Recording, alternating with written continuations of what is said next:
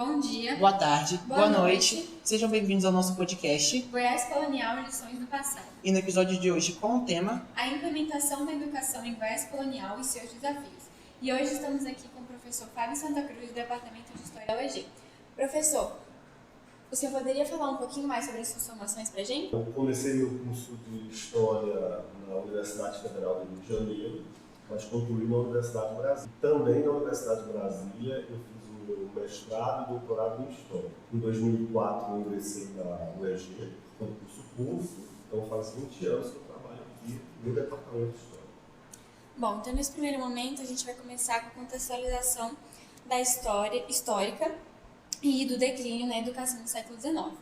Bom, a educação ela começou a surgir no período colonial com as escolas de catequização dos indígenas. E a primeira instituição com fins educacionais no Brasil foi fundada em 1549 por padres jesuítas, chamada Colégio dos Meninos de Jesus, em Salvador, na Bahia. Porém, a educação formal ela sempre ficou restrita às elites brancas e à nobreza da época. E com a chegada da família real em 1808, que houve um impulso de educacionalização da população com as escolas públicas. Porém, somente após a independência do país, em 1822, que a educação atingiu outras esferas do país. E a reforma educacional de Dom Pedro II promoveu a criação de escolas primárias em diversas províncias, incluindo Goiás. E no século XIX foi o período de transição da colônia para o Império e o declínio do ciclo do ouro e a introdução da agropecuária no Goiás, após o declínio da mineração, que levou à formação das elites pecuaristas e a agropecuária passou a ser de subsistência para extensiva, o que fortaleceu esse processo de Goiás ser uma colônia de exploração. E a pobreza, ela dificultava bastante que os pais levassem os seus filhos à escola. Os pais não conseguiam entender como o estudo de letras da história clássica poderia melhorar a vida real, concreta deles. Eles imaginavam que o importante era produzir alimentos, costurar roupas, fazer o transporte do excedente, cuidar de animais na pecuária.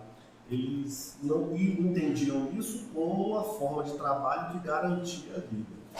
Entender mitos da Grécia Antiga ou a melhor forma de falar e escrever latim para eles era algo que parecia supérfluo, inútil.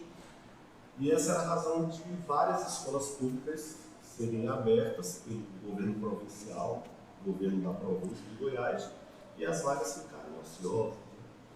Em geral, havia também o problema dos pais que não queriam que seus filhos estudassem nas escolas, porque consideravam, principalmente no caso das meninas, que esse contato com outras pessoas pudesse viciá-las ou prejudicar a formação delas. Era muito comum que eles contratassem o que a gente chamaria hoje de um professor particular, né, que dava aula dentro de casa. Por isso é que havia tanta vaga ociosa nas escolas que eram mantidas pelo governo da província. Fora também que eles tinham uma certa estranheza com o que os professores falavam, certo? Mas eu não conseguia entender o porquê dessa estranheza.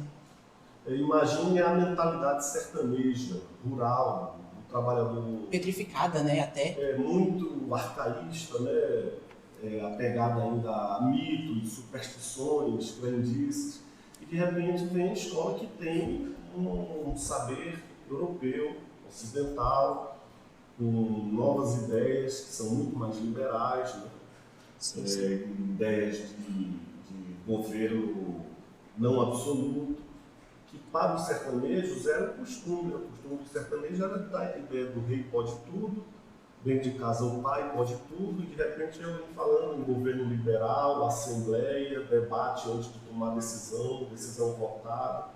Então isso causava um estranhamento. A gente não pode esquecer que a mentalidade sertaneja colonial ela é da Idade Moderna, e o pensamento educacional do século XIX já aponta para a idade contemporânea, que é a nossa idade e a nossa época. Sim, sim. Bom, em uma das falas que foi dita na Assembleia Provincial em 1872 foi que era tirania obrigar os pais a entregarem seus filhos, sua maior riqueza, aos professores. Como o senhor acha que esse tipo de fala impactou no ideal que os pais tinham de educação naquela época? O pensamento liberal dava ao indivíduo e também à família o poder de ele definir a sua vida. Isso é uma característica do pensamento liberal, né? Cada um define a sua vida e cada família define como vai seguir. Essa frase que foi dita na Assembleia Provincial é um exemplo claro disso.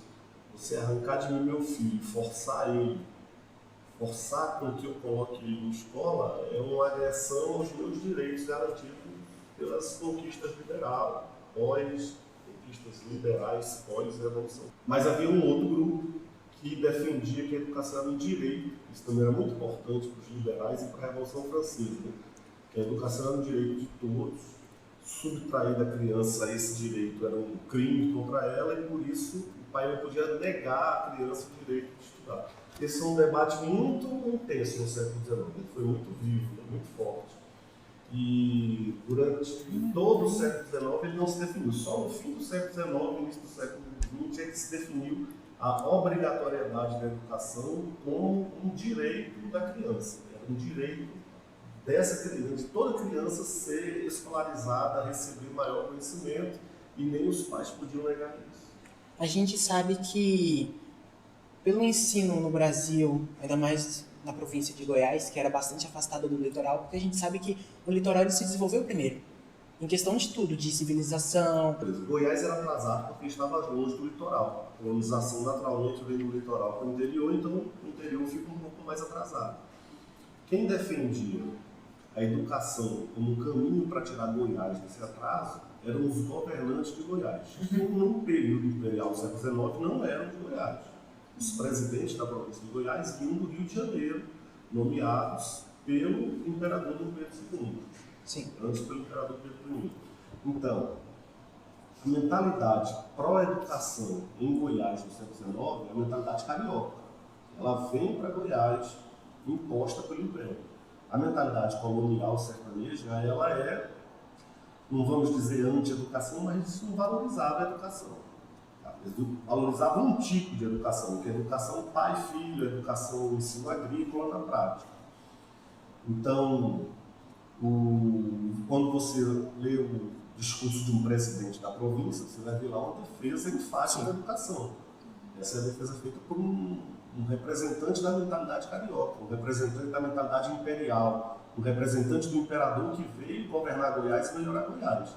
Ele não era bem recebido muitas vezes aqui em Goiás, o sertanejo estranhava. Por que esse sujeito veio aqui governar Goiás e está falando tanto em educação? Porque a gente precisa falar em mineração e agricultura. Entende? Entendo. E esses presidentes diziam, não me interessa, eu vou construir um monte de escolas.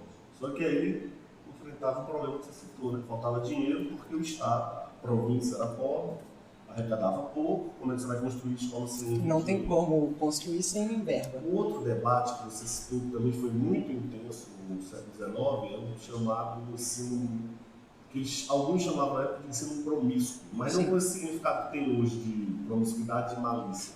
Ensino promíscuo, o ensino misto, era ensino em que na mesma sala ficavam meninos e meninas. Alguns eram radicalmente contra isso, eles não aceitavam, porque achavam que os meninos tinham um jeito próprio de ser, que era mais agitado, mais... E as meninas mais quietinhas. E as meninas mais quietas, mais delicadas, e por isso elas deviam ter processos de ensino, de educação diferentes. Outros diziam que isso era uma bobagem, aumentava os custos, e que, não chegava a dizer que era uma bobagem, mas achavam que isso aumentava os custos e que poderia, com boa direção dos professores, haver escolas mistas, né? Só no século XX é que começou também. Dá um exemplo. A gente aqui na cidade de Formosa tem o Colégio São José. Ele existe desde 1910. Sim. No início, em 1910, eles só aceitaram menino. Hoje é que ele é misto, mas no início, e veja, já era século XX. Né? Agora eu vou direcionar para o senhor algumas perguntas que a gente separou. Bom, durante o meu processo de pesquisa, eu fiz a leitura do livro História de Goiás, do Colemar Natal e Silva. E na introdução dele, ele disse que a historiografia goiana tem poucos registros, poucos arquivos, são muito raros, muitas vezes contraditórios, e a maioria deles estão em São Paulo, Belo Horizonte e no IHGB, que fica no Rio de Janeiro. Eu queria saber a opinião do senhor sobre essa perda de fontes históricas, como ela contribuiu para o processo de ensino no Goiás, principalmente do estudo de história no Goiás para a formação da nossa identidade nacional. porque a nossa história sabemos que é muito pouco valorizada e quase ninguém tem acesso a ela. Então eu queria saber como essa perda de fontes impactou o ensino de história no Goiás. Isso é péssimo, né? Toda vez que se perdem fontes, para o historiador isso é uma tragédia, porque sem as fontes você não faz a pesquisa e sem a pesquisa não surgem os novos livros que vão acabar se disseminando sob a forma de ensino das escolas. Goiás, como passou muito tempo em situação de pobreza e de atraso, perdeu grande parte das suas fontes. Realmente é uma situação de escassez. Esse, aliás, é um problema do Brasil. O Brasil perdeu grande parte das suas fontes, mas houve algumas cidades onde se preservou muito. No Goiás, felizmente, isso teve um impacto muito negativo. Também, aos poucos, se descobrem fontes que estavam perdidas, guardadas, e a cada descoberta a gente avança um pouco mais. Né? Hoje o que ajuda muito é a internet. A internet ela distribui muito. É viável dizer que a educação ela inexistiu no Goiás no século XIX? A ausência de educação. O que havia era uma mentalidade sertaneja colonial. Né? Sim. Era a formação sertaneja colonial que valorizava muito mais a vida prática, agrícola, e não se interessava por uma educação de matriz europeia, filosófica. Por isso que em toda a província de Goiás, durante o século XIX, houve apenas uma escola de ensino secundário, chamada Liceu de Goiás. Você imagina, só uma escola de segundo grau, de ensino médio, a gente vê hoje, para todo o Goiás. Eram enormes. Mas também ninguém se interessava em se matricular. Não procuravam essa mentalidade. Eu acho que com isso a gente pode encerrar com uma das falas do Antero Cícero de Assis, que ele diz mais ou menos assim: querer que um país caminhe, prospere, seja abundante de rendas, ávido de patriotismo, sem instruir o povo, é tentar levantar gigantesco edifício sem base. É isso, professor Fábio. Muito obrigado pela sua ilustre presença. Eu e a minha amiga Sara agradecemos por o senhor ter disposto do seu tempo e estar aqui nos ajudando nesse podcast. Agradecer também a todos que permaneceram até o final desse primeiro capítulo. E é isso, nos encontramos talvez em uma próxima vez.